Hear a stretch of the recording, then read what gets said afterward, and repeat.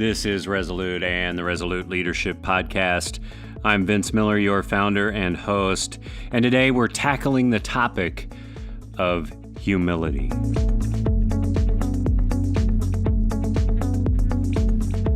Welcome to the program. If this is your very first time tuning in, well, thank you for joining us.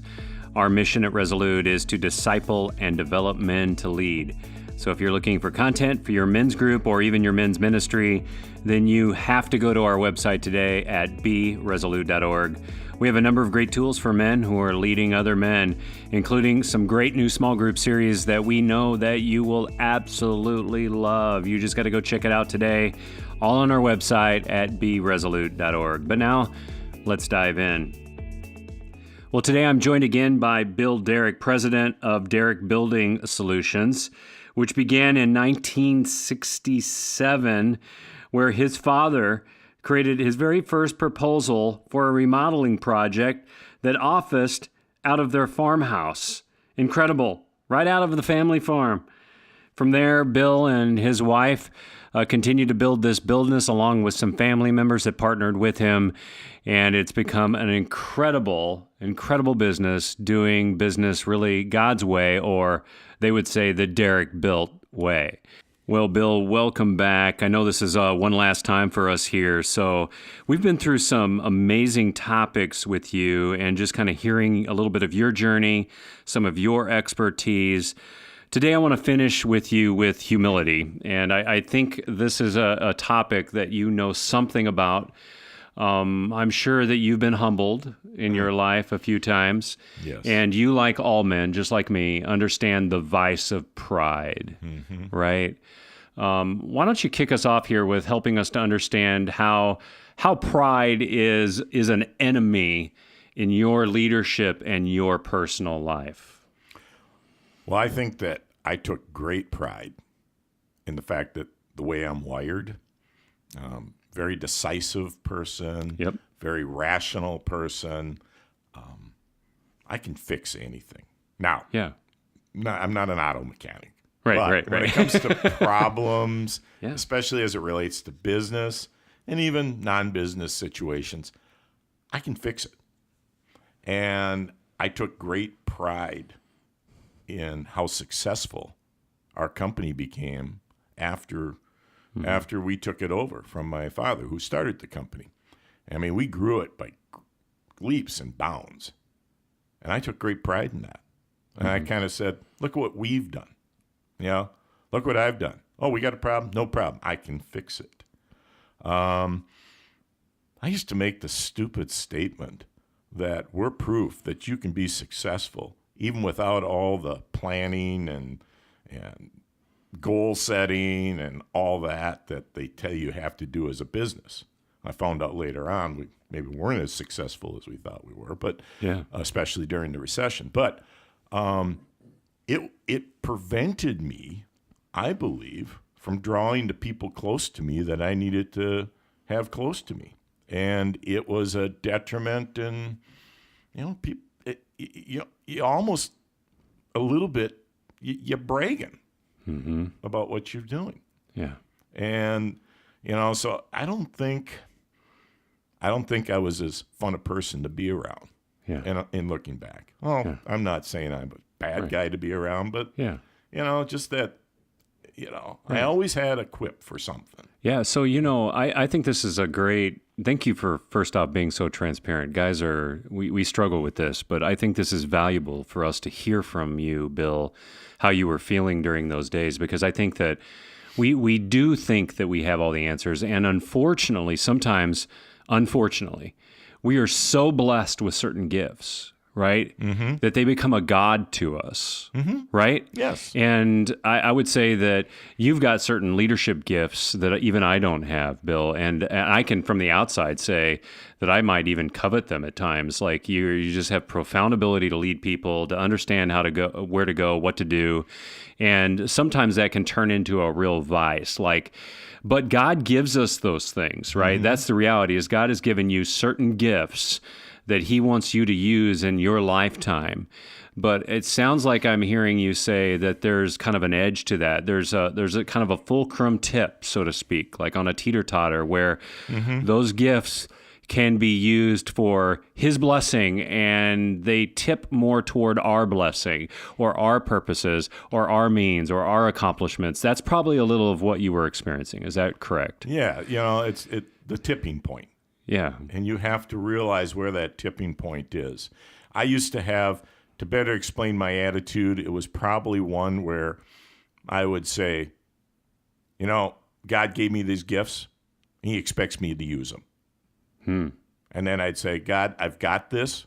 Oh, yeah. Little Heisman for God. Yeah. I've got this. Yeah, you gave me these gifts. Just back away. Let me do my job. Yeah. It was almost like saying that to God. Yeah.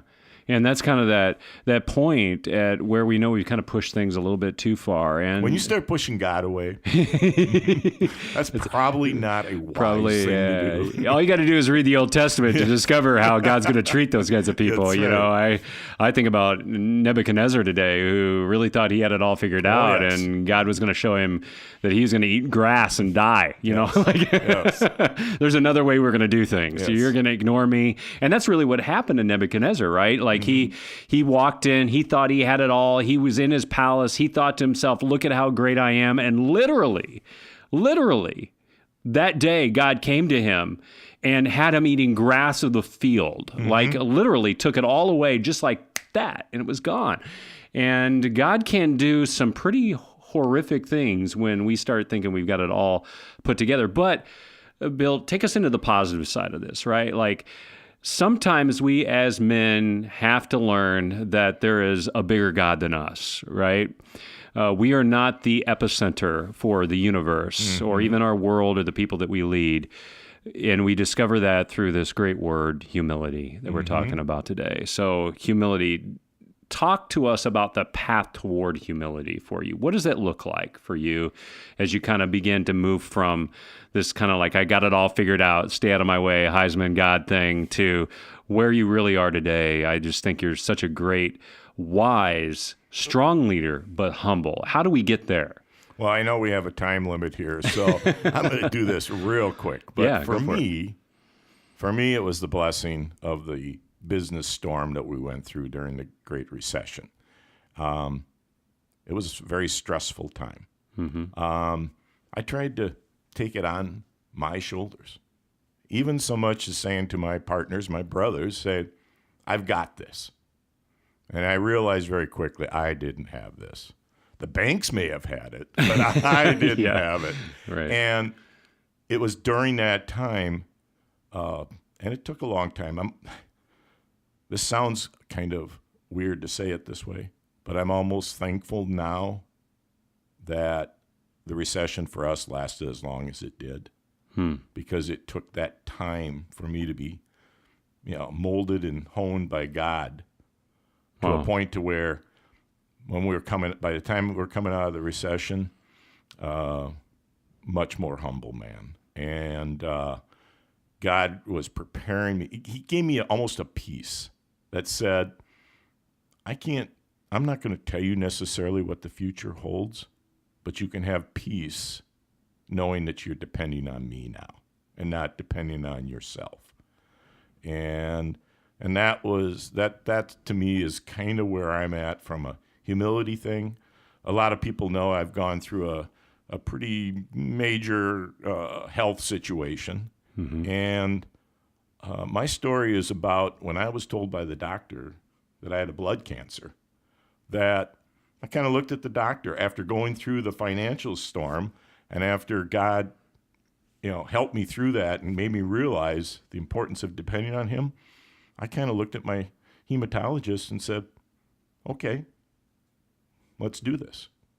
Without oh dear, it was more of a, wow. And that's probably a little bit of what I say that rational side of me. Yeah. But I was using it in a positive way. Yeah. And depending on God, depending on my doctors, and depending on my wife who's going to be at my side. And it's, this humility and being humble has completely changed me. And not A lot of people say, leaders, you got to be strong. You got to be, believe in yourself and all that. There's nothing wrong with being a leader that is humbled to the point to where you're dependent upon your God. Yeah. And your spouse. Yeah. And the other people around you. Yeah. And when a problem comes up now, instead of stressing out over it, I kind of take it as, okay, how are we going to get through this? God? Yeah. You're driving, let me do what you want me to do. Yeah. As we go through this. Well, it just sounds like you moved out of the driver's seat into the riding shotgun, right? Saying, God, take it where you want to go. I love that you have kind of been through a process here, like you talked about. It's a process of discovering the beauty of trusting in God, and then Him refining your character, and then that character bleeding over into some of the personal challenges that you've faced, right? And there we go. We're right back to our last lesson on continuously learning. You're still learning, you're still growing, and some of it is in a personal way. But this is just that big lesson of humility that I think all guys need to learn. Now, let me add to it. I think many, many men misunderstand that humility is not just caving to everything and not having an awareness of confidence in God, not self, a confidence in God that drives their will forward to be willing to do anything for Him. Because I can read story after story after story in the Bible of like a guy like Jeremiah, for example, who endured horrible circumstances for God, and he had an incredible will.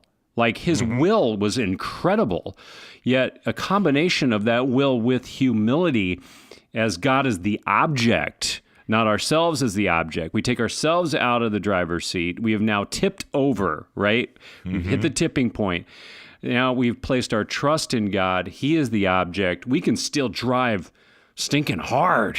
We can still have that grit, that excitement. I mean, that's how I see the Apostle Paul.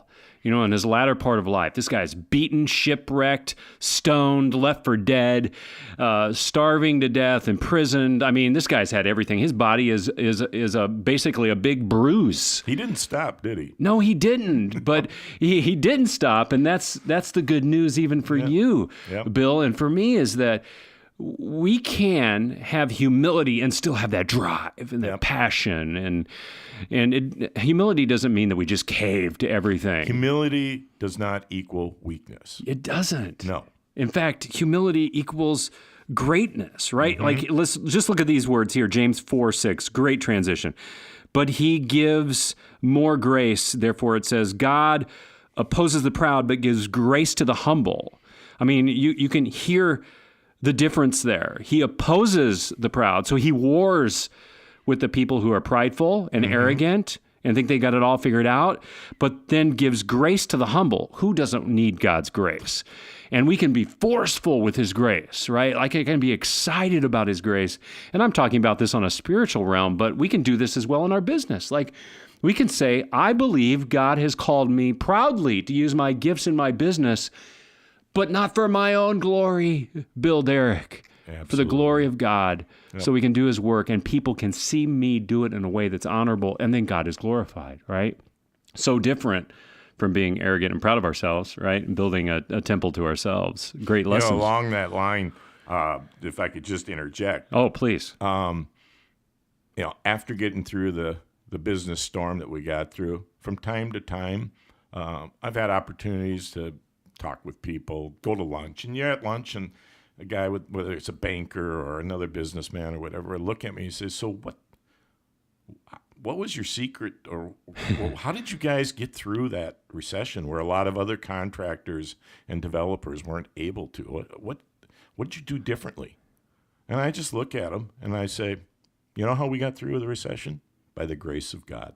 Bingo. And I would never have been able to say that before the recession about anything. Yeah. Because it would have been because of Bill Derrick. And that to me is the big change in my life. There you go. And guys, I hope that if you're listening today that you hear that kind of heart, that we've got to lay down our pride. We've got to struggle with it, and we struggle against it. And if you're dealing with arrogance and pride today, remember, God opposes the proud, but gives grace to the humble. Bill, thank you for being with us over these last few weeks. I've sure enjoyed the time with you. It's been my pleasure, Vince. And that's the show. Thanks for listening. As we close, I want to remind you that we have great content for your men's groups, excellent small group videos, and participant handbooks that will empower the men of your church to lead and equip them to build the men around them. Check it all out at beresolute.org, or just simply send me an email at info@beresolute.org. I'd love to hear from you. Email me at any time. And guys, I hope you enjoy this podcast. But please know that the time we spent together is worthless unless you choose to act on it today by maybe being a little more humble. So do something today and get off the bench and into the game. And I'll see you right back here next time for another edition of the Resolute Leadership Podcast.